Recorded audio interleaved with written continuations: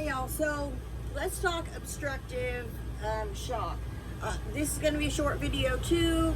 The book is way more detailed, but I'm just going to kind of break it down, kind of how I understand it.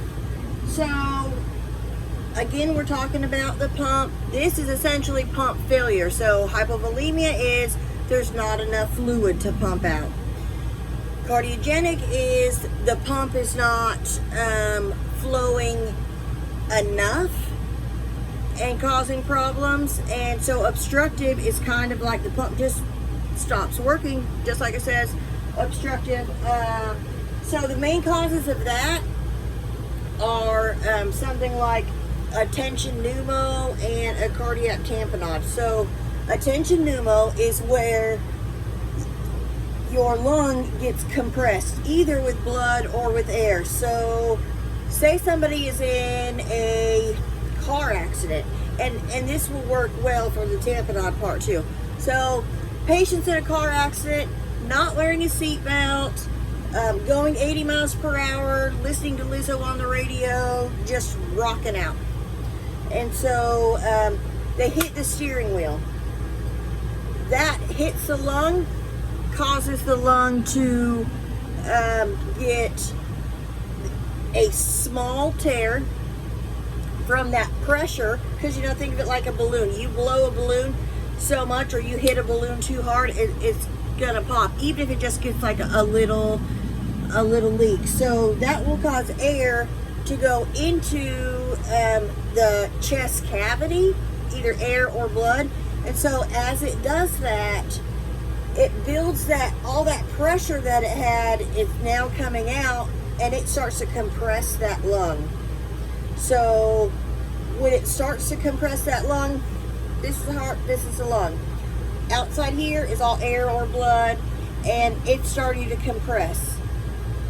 Well, it compresses enough, and the lung shifts because all of that air and that pressure starts to shift. Well, then that's pressure on the heart. So if there's pressure on the heart, and right down there, it'll put pressure on the vena cava. So if there's all that pressure, you can't pump blood through like you need to. So therefore, just like all the other shocks, you start to have poor perfusion. You're not getting the blood supply that you need, which therefore means you're not getting the oxygen that you need. Your blood starts to become acidotic. The lactated acid comes up, and then there's all kinds of problems. So ultimately, what do those people need? Needle decompression. A medic can do that in the field, and if you've never seen it done, it's it's a little bit nerve-wracking because you're putting a hole in someone's chest. But a good way to feel if they've got a tension pneumo or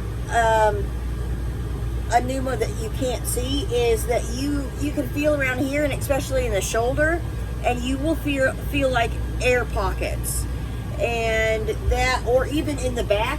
A lot of times in the back, you'll hear me say crackles in the backles.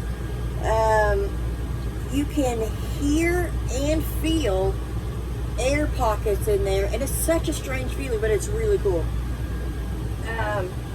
So how will we know if they've got a tension pneumo? I told you about that. Also, obviously, decreased lung sounds on the side that it's at. There is increased percussion, which I don't really know a whole lot of people that do that, but there's increased percussion. You can read about that in the book. And a very late sign, and I'm talking very late, is tracheal deviation. That's why we check for that when we do the assessment.